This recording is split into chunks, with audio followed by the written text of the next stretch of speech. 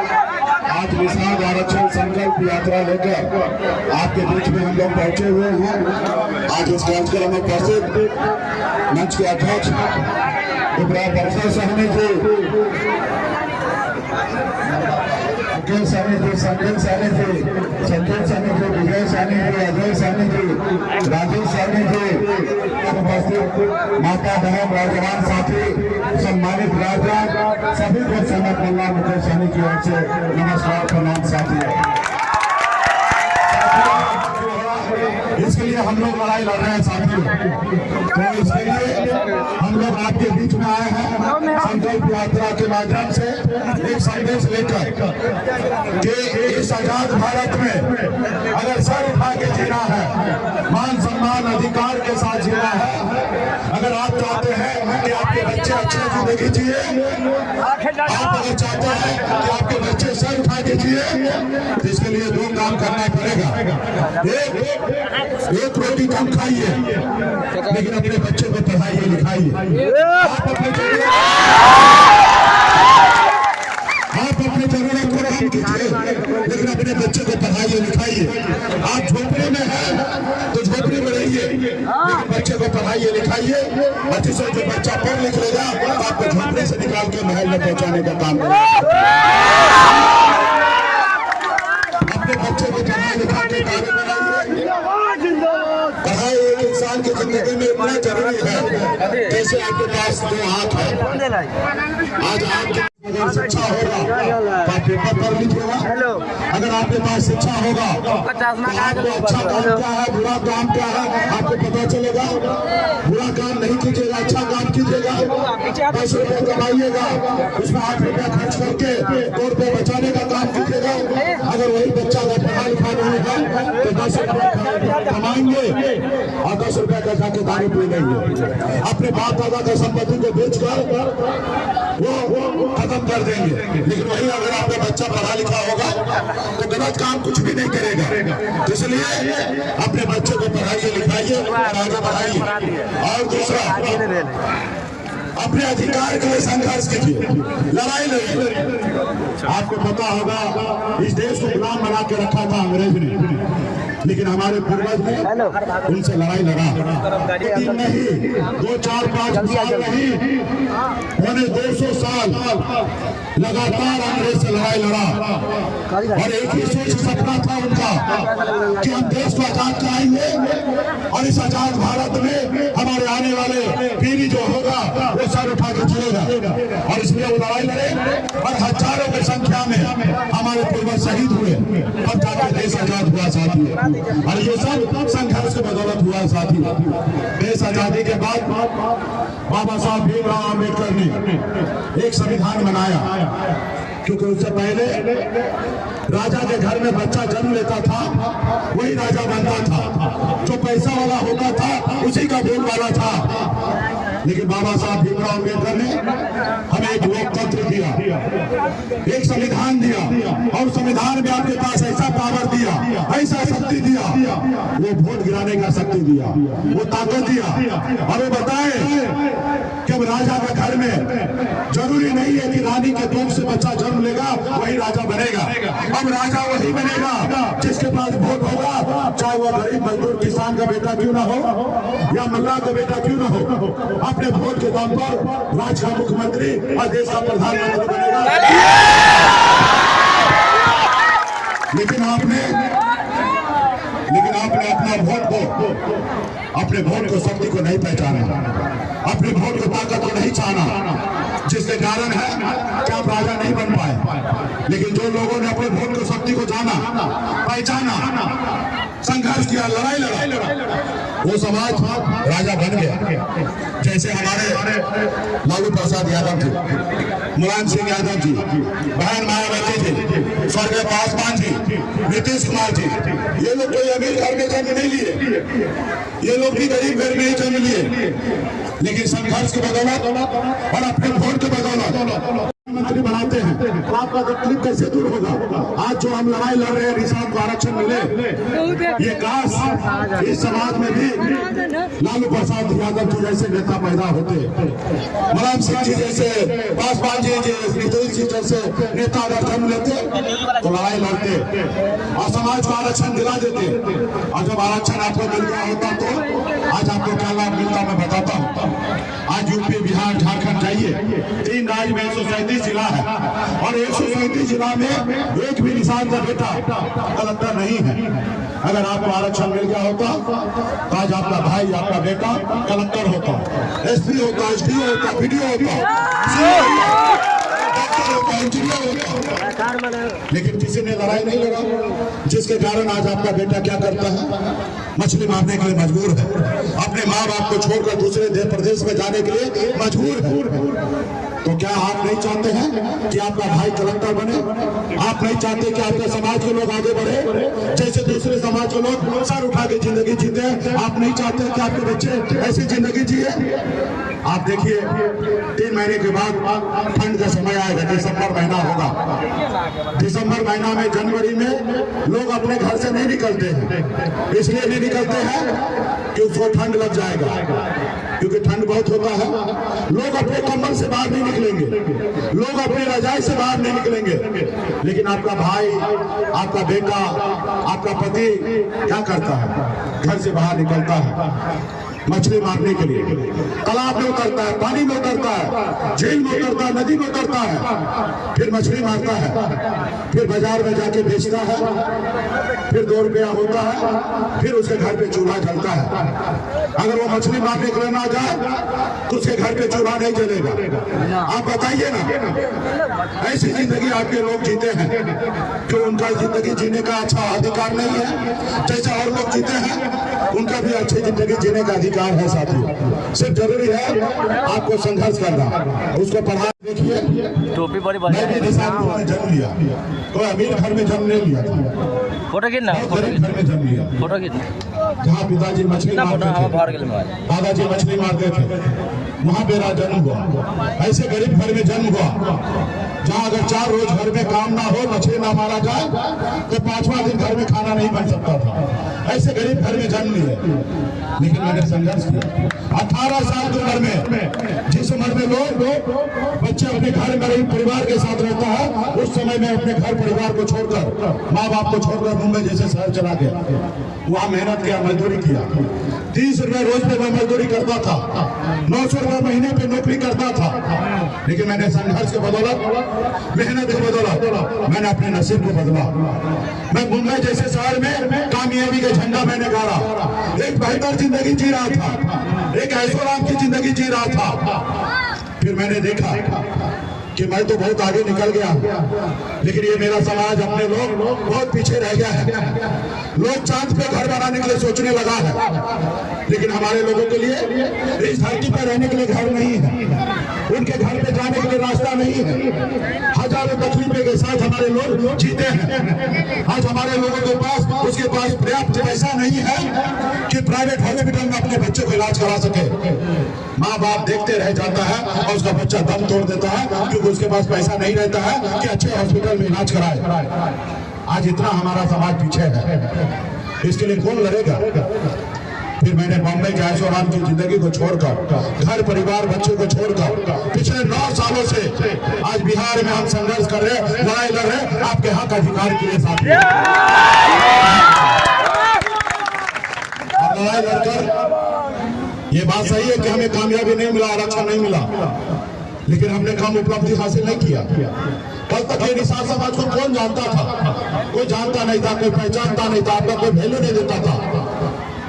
आज का युवा अपना नाम लेने से डरता था कि मैं मल्ला सानी कैसे बोलूं, लेकिन आज एक गांव में चले जाइए, अगर निषाद का बेटा है तो गर्व से कहता है कि मैं सन ऑफ मल्ला हूं। ये हमारी पहचान है। आपने देखा 2020 में कल तक निषाद का बेटा एक टिकट मांगने के लिए सारी उम्र बिता देता था, एक टिकट नसीब नहीं होता था। लेकिन 2020 में आपने देखा कि अब हम टिकट नहीं मांगते, हम टिकट बांटते हैं। ऐसे हम आपके सहयोग से हमने 4 विधायक बनाए। अपने दम पर बिहार में मंत्री बना, किसी के मेहरबानी से नहीं बना। सरकार का चाबी मेरे पास था, हम जिनको चाहते हैं उनको बिहार का मुख्यमंत्री बना सकते थे, ऐसी पावर हमारे पास था। लेकिन हमने ईमानदारी के दम पर नीतीश कुमार जी को बिहार का मुख्यमंत्री बनाया। हम चाहते तो दूसरे को भी बना सकते थे, लेकिन हम ईमानदारी के दम पर जाके नीतीश कुमार जी को बिहार का मुख्यमंत्री बनाया। इस आजाद भारत में पहली बार हिंदुस्तान में बिहार प्रदेश में एक निषाद के बेटा के समर्थन से एक राज्य में मुख्यमंत्री बनाया गया। तो साथियों, ये कब हुआ, कैसे हुआ? ये हुआ संघर्ष के बदौलत। जब मैं आपके सामने में खड़ा हुआ, आपके लिए लड़ाई लड़ने के लिए तैयार हुआ, तो आपने हमें अपना भाई, आपने हमें अपना बेटा, आपने हमें अपना नेता माना, तब ये हुआ। इसलिए साथियों, इसी तरीके से हम लोग संगठित हो, अपने हक अधिकार के लिए लड़ाई लड़े, संघर्ष करें, और निश्चित तौर पे एक न एक दिन हमें संघर्ष सफलता की ओर बढ़ेगा और हम आरक्षण भी ले लेंगे। साथियों, हम लड़ाई लड़ेंगे, क्या होगा?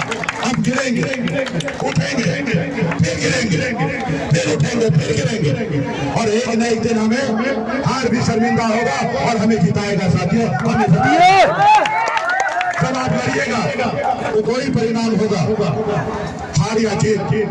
लेकिन अगर आप घर पे रहिएगा तो एक ही परिणाम होगा, हार। और जब आप मैदान में, जब रोड पे उतरिएगा, जैसे आज आप उतरे हैं, हजारों की संख्या में यहाँ पे माता बहन, नौजवान साथी सब लोगों ने आज अपने भाई को, अपने बेटा को, अपने नेता को स्वागत करने के लिए इतने बड़े संख्या में आज आप उतरे हैं। आज लोग देखता होगा, जानने लगा, पहचानने लगा, कब निषाद का बेटा जाग चुका है, अपना हक अधिकार लेगा और लड़ाई लड़के लेगा। साथियों, और लेंगे। आज यूपी, बिहार, झारखंड में आपके पास वही शक्ति पावर है जैसे हनुमान जी के पास था, लेकिन पता नहीं था हनुमान जी को कि उनके पास क्या शक्ति है।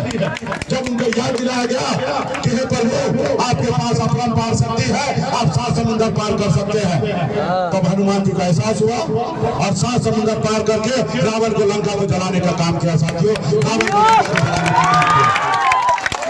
कोई शक्ति पावर आपके पास है। आज अगर अपने पैर पे अगर खड़ा हो जाइएगा तो जो आपका दोस्त होगा ना, वो 60 लोकसभा सीट जीतेगा यूपी, बिहार, झारखंड में, और जो दुश्मन होगा वो 60 लोकसभा सीट हारेगा। आपके पास वही शक्ति है। बिहार को छोड़िए, हम दिल्ली को कब्जा कर सकते हैं, वो दिल्ली को कब्जा कर सकते हैं। आज आपने देखा ना, एक साल बल्ला बम्बई से बिहार आकर सबको पानी पिला के रखा हुआ है। आज मुझे पूरा गर्व होता है, खुशी होता है कि आज बिहार में निषाद का बेटा अपने हक अधिकार के लिए जब से रोड पे उतरने लगा ना, तब से दिल्ली का सरकार, देश का प्रधानमंत्री जी भी आज निषाद मल्ला का बेटा से घबराने लगा है। साथियों, और यही चाहिए, इसी तरीके से डराना पड़ेगा। उनको वोट चाहिए, उनको देना है, और ना ही आपको बनना, ना ही हमको बनना है। हमें तो आरक्षण चाहिए। एक हाथ से दो और दूसरे हाथ से वोट लो। अगर तुम हमारी बात नहीं सुनोगे, आप अगर मेरी बात नहीं मानोगे तो हम भी आपकी बात नहीं मानेंगे। और हमने एक नारा दिया है, आरक्षण नहीं तो गठबंधन नहीं, और गठबंधन नहीं तो वोट नहीं, और वोट नहीं तो दिल्ली की सरकार नहीं। जो हमारी सुनेगा हम उनकी सुनेंगे, जो हमारी नहीं सुनेगा हम उनकी नहीं सुनेंगे। जो हमारे बच्चे का फिक्र करेगा हम उनकी फिक्र करेंगे, जो हमारे बच्चे का फिक्र नहीं करेगा हम उसकी फिक्र नहीं करेंगे। इसके लिए तमाम यहाँ पे जुटे हुए माता बहन, नौजवान साथी, सभी को संकल्प लेना पड़ेगा। कोई भी लड़ाई लड़िएगा उसके लिए संकल्प लेना पड़ेगा, मजबूती से लड़ाई लड़ना पड़ेगा। और जब मजबूती से लड़ाई लड़िएगा तो जीत निश्चित तौर पे आपका होगा। जैसे हमारे पूर्वज ने अंग्रेज को मार के भगाया, वैसे आज हम लोग लड़ाई लड़के लेंगे। और ये मेरा अधिकार है, मैं भारत सरकार से भीख नहीं मांगता हूँ, ये मेरा अधिकार है। आरक्षण मेरा अधिकार है। जब देश एक है, संविधान एक है, तो हमारे साथ भेदभाव क्यों? जब बिहार, बंगाल, उड़ीसा, झारखंड जब एक ही राज्य था, बाजूरी बंगाल में आरक्षण है तो बिहार में क्यों नहीं? अगर मेरी मांग अगर गलत है तो मोदी जी आए बताएं, मोदी जी आते ना संडे को मन की बात करने के लिए, आए बताए किसान पल्ला मुकेश सहनी गलत मांग करते हैं तो हम 4 कदम पीछे हट जाएंगे। अगर मेरी मांग जायज है, अगर सही मांग है तो देश का प्रधानमंत्री जी को भी मानना चाहिए, बात मानना चाहिए, क्योंकि उन्होंने भी देश का प्रधानमंत्री बनने के समय में संकल्प लिया था, शपथ लिया था कि देश के हर नागरिक के साथ हम एक नजरिया से देखेंगे, हम किसी के साथ भेदभाव नहीं करेंगे, चाहे जाति धर्म जो भी हो, गरीब हो अमीर हो, सबको एक चश्मे से देखेंगे। लेकिन आज मोदी जी एक चश्मा से नहीं देख रहे, मोदी जी के पास 2 चश्मा है। निषाद समाज को जो देखते हैं वो चश्मा पे धूल चमक गया है, वो दिखाई नहीं देता कि निषाद का बेटा आज 8,000 रुपया महीना नहीं कमाता और साल में 1 लाख रुपया भी नहीं कमाता है, उनको नजर नहीं आता कि निषाद का बेटा गरीब है। लेकिन वही जगह पे देखिए मोदी जी को दिखाई देता है। अभी आपने देखा ब्राह्मण भूमिया लाला सामान्य वर्ग जिसको कहते हैं, ऊंचे जाति के लोग कहते हैं, उनको 10% आरक्षण दे दिया EWS। मैं उस आरक्षण का विरोधी नहीं हूँ, ये बात सही है। देश का सरकार को एक नजरिए से देखना चाहिए, जाति धर्म को देखे बगैर उनको हक अधिकार देना चाहिए। अगर स्वर्ण समाज में भी, ब्राह्मण में भी, भूमियार में भी अगर गरीब अगर बच्चा है तो उसको सरकार की तरफ से लाभ मिलना चाहिए। लेकिन 2 हिस्सा 2 नजरिया से नहीं होना चाहिए। आज उनको 8 लाख वाले को आप आरक्षण दे रहे, लेकिन 1 लाख कमाने वाला निषाद के बेटा को आरक्षण नहीं दे रहे, तो कहाँ है न्याय आपका? तो साथियों आपको मजबूती से समझना पड़ेगा। आज एक तरफ 4 लोग हैं, उसको 10 रोटी आप दे रहे खाने के लिए, और एक तरफ 10 लोग हैं, उसको 4 रोटी दे रहे खाने के लिए। ये कहाँ का न्याय है भाई? आज इस देश में जाति के नाम पे अमीर गरीब है ना? आज जाइए देखिए, ब्राह्मण घर में जाइए, ब्राह्मण समाज में जाइए, 90% लोग गरीब अमीर है, 10% लोग गरीब है। लेकिन वही पासवान के घर जाइए, मुसलमान के घर जाइए, मुल्ला के घर पे जाइए, वहाँ 90% लोग गरीब है, 10% लोग सही है। जाति जो है ये हमारी पहचान है भाई, और जाति देख के लोग एक दूसरे को मदद किया जा रहा है, एक दूसरे को आगे बढ़ाया जा रहा है, जबकि इस धरती पर सब लोग एक ही तरीका से आए हैं। लेकिन आज कुछ लोग इतना आगे निकल गया और इतना क्यों पीछे निकल गए आप लोग आगे? तो आपके साथ भेदभाव हुआ, हजारों हजार साल तक आपके साथ भेदभाव हुआ। लोग आपको खाने के लिए नहीं दिया जाता था, लोग आपके हाथ से पानी नहीं पीता था, ऐसे भेदभाव होता था। और आज देश इतना आगे निकल रहा है, देश इतना तरक्की कर रहा है। आज देश के चंद्रयान आज चांद पे पहुंच रहा है कि वहां देख रहा ऑक्सीजन है या नहीं है। लेकिन गांव में नहीं जा रहा है सरकार देखने के लिए कि निषाद का बेटा के पढ़ने के लिए स्कूल है कि नहीं है, एक दलित के बच्चे को इलाज कराने के लिए हॉस्पिटल है या नहीं है। आज हमारे बच्चे इलाज के अभाव में दम तोड़ता है, लेकिन सरकार को ये दिखता नहीं है। सरकार को क्या दिखता है? मंदिर मस्जिद दिखता है। वो आएंगे फिर से, वो कहेंगे हम मंदिर बना दिए, वो आएंगे कहेंगे हम मंदिर मस्जिद बना दिए। आप बताइए ना, सरकार का ये काम है? सरकार का काम है विकास करना, हॉस्पिटल बनाना, स्कूल बनाना, रोड सड़क बनाना, बिजली बनाना, बच्चे को युवा को नौकरी देना। लेकिन आप आइएगा मंदिर मस्जिद के नाम पे वोट मांगिएगा। अरे मंदिर मस्जिद तो समाज के लोगों का काम है बनाना, और मैं तो कहता हूँ मंदिर बनाने से अच्छा है दिल्ली में मंदिर बनाइए। भगवान का भी कहना है, हर ग्रंथ में कहते हैं देश में कि भूखे को खाना खिलाओ, प्यासे को पानी पिलाओ, जरूरतमंद को मदद करो, जिसके पास घर नहीं उसके लिए घर बना दे दो। आप क्या भगवान का घर बनाओगे? आप जिससे रोज मांगते हो कि हमारा कल्याण कर दो, आप उसके घर की बात करते हो। इस समाज को गुमराह करोगे कि हम आपको चावल देते हैं, 5 किलो चावल देते हैं। भाई हमें चावल नहीं चाहिए, हमारे बच्चे के लिए हॉस्पिटल चाहिए। हमें चावल नहीं चाहिए, हमारे बच्चे के लिए स्कूल चाहिए। हमें चावल नहीं चाहिए, हमारे बच्चे के लिए नौकरी चाहिए।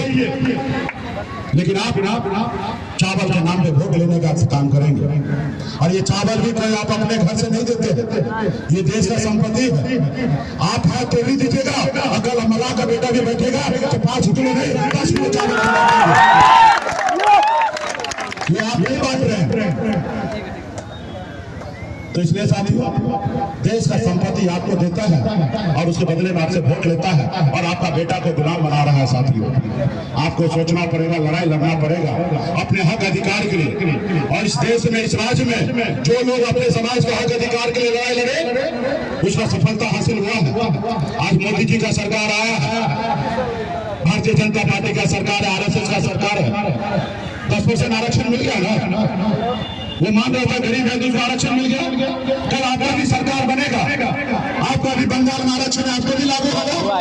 लेकिन इस सरकार के लिए आपको अपने भाई को, अपने बेटा को नेता बनाना पड़ेगा, अपने दल को, अपने पार्टी को मजबूत करना पड़ेगा, अपने समाज के हक अधिकार के लिए लड़ाई लड़ना पड़ेगा। आज बताइए ना, आज आप इतना मजबूर हो गए, आप कैसे मजबूर हैं जो आप अपने बच्चे को अच्छी जिंदगी नहीं दे पाते। आज बताइए ना, निषाद खोल में बच्चा जन्म लेता है, कोई गुनाह करता है, कोई अपराध करता है, कोई पाप करता है। आपके घर में बच्चा जन्म तो लेता है, बचपन से लेकर बुढ़ापा तक गरीबी की जिंदगी जीता है। पंडित जी कहते हैं इस देश में कि बेटा मरने के बाद लोग स्वर्ग नर्क में जाता है। और मेरे बहुत सारे जानने पहचानने वाले लोग मरे हैं, लेकिन आज तक किसी ने हमको टेलीफोन करके नहीं बोले, और ना ही सपने में आके बोले कि हम स्वर्ग में पहुंचे कि नर्क में पहुंचे हैं। और मेरा मानना है किसी संसार में आप स्वर्ग और नर्क में हो, अगर अमीर हो तो मान लीजिए आप स्वर्ग में हो, अगर गरीब हो तो मान लीजिए आप नर्क में हो।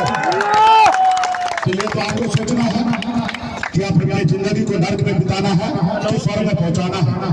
और आपको तो अभी संघर्ष करना पड़ेगा, अभी अपने बच्चे के बारे में सोचना पड़ेगा। हम लोग तो आज 42 साल का उम्र हुआ है, 24 साल से मैं संघर्ष कर रहा हूँ, अभी मुझे कहाँ चैन से सोना है। आज 50 दिन से लगातार बिहार के अलग अलग जिला में, अलग अलग कोना में दिन रात अलग अलग काम कर रहा हूँ। कल मुंगेर में था, आज सीतामढ़ी में हूँ, कल सिवान में रहूंगा। हर रोज किसी न किसी जिला में अपने लोगों के हक अधिकार के लिए संघर्ष कर रहा हूँ, लड़ाई लड़ रहा हूँ। मुझे चैन से नहीं सोना है, मुझे आज लड़ाई लड़ना है ताकि आने वाला पीढ़ी जो है, हमारे आने वाले बच्चे वो चैन से जिएंगे। आज जैसे लालू जी ने संघर्ष किया, मेहनत किया, तब उन्होंने दल पार्टी बना के मजबूती से रखा। और देखिए उनका बेटा बगैर मेहनत नहीं बिहार का डिप्टी CM बन गया, और हमें मेहनत करना पड़ रहा है। लोग हमें रोक भी रहा है। एक मल्लाह का बेटा मंत्री बना अपने दम पर, लेकिन उसको हजम नहीं हुआ भाजपा वाले को। वो देखा एक गरीब पिछड़ा दलित का बेटा, मल्लाह का बेटा मालिक बन गया है, उसको हजम नहीं हुआ। देखा इसका बाप दादा हमेशा गुलाम बन गया था, ये मालिक कैसे बन गया। उन्होंने रोका, आपका विधायक कर दिया, आपको सरकार से बाहर कर दिया। जो सरकार आपने बनाया था उसको अच्छा नहीं लगता कि आप उसकी बराबरी करते हैं। वो देखा कि आज बिहार में निषाद समाज का आवाज बन चुका है मुकेश जी, इस आवाज को रोको, अगर नहीं रोकोगे तो निषाद समाज सोया हुआ शेर है। ये जिस रोज जब जाएगा उस रोज लालू प्रसाद यादव जी के जैसे अकेले अपने दम पर सरकार बना देगा। और इसलिए वो आपका विधायक को ले लिया और आपका वोट पे ला दिया। हमारे पास एक ही संकल्प है, हमारे पास एक ही ऑप्शन है, संघर्ष करना, लड़ाई लड़ना। और जिसके पास लाखों निषाद का बेटा खून पसीना बहाने के लिए खड़ा हो तो उसको कौन दुनिया का भाई का लाल साक्षी मानकर हाथ में गंगा जल लेकर संकल्प करता हूँ कि अपने समाज और अपने आने वाले पीढ़ी के लिए हर परिस्थिति में संघर्ष करूंगा और अपनी विकासशील इंसान पार्टी के साथ रहूंगा। पार्टी जो निर्णय लेगी हम उस निर्णय के साथ रहेंगे। हम संकल्प लेते हैं एक रोटी कम खाएंगे, लेकिन अपने बच्चे को पढ़ाएंगे लिखाएंगे। हम संकल्प लेते हैं एक निषाद के घर पे जाएंगे, सभी को संकल्प करवाएंगे। जय निषाद राज, जय बिहार।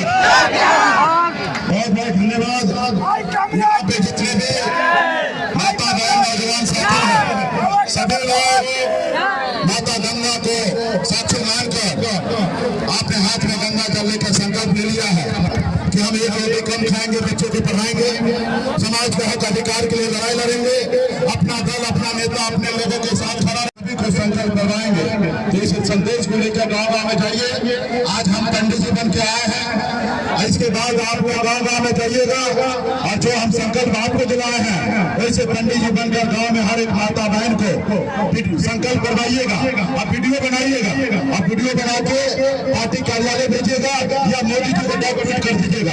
हमको बता दीजिएगा कब बिहार में निषाद का बेटा जीत चुका है, अपना वोट नहीं बेचेगा, अपने बच्चे का करेंगे तो निषाद का बेटा का आरक्षण होगा साथी 2024 से पहले। बहुत बहुत धन्यवाद पार्टी के सभी नेतागण को, सभी युवा साथी को दीजिएगा साथियों, सर उठा दीजिएगा। बहुत बहुत धन्यवाद।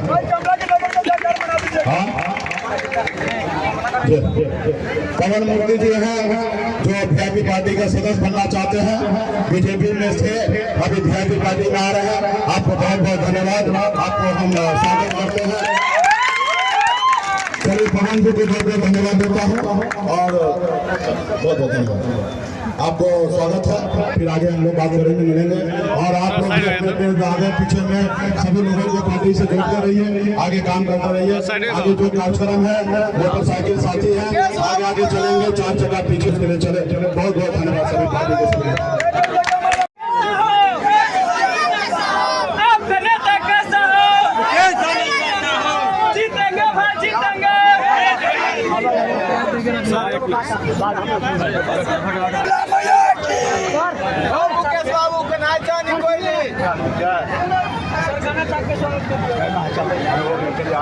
भैया जी सर एक फोटो लेते हैं। मुकेश भैया जी जो पेपर दिए हैं पेपर का काम कर दीजिएगा।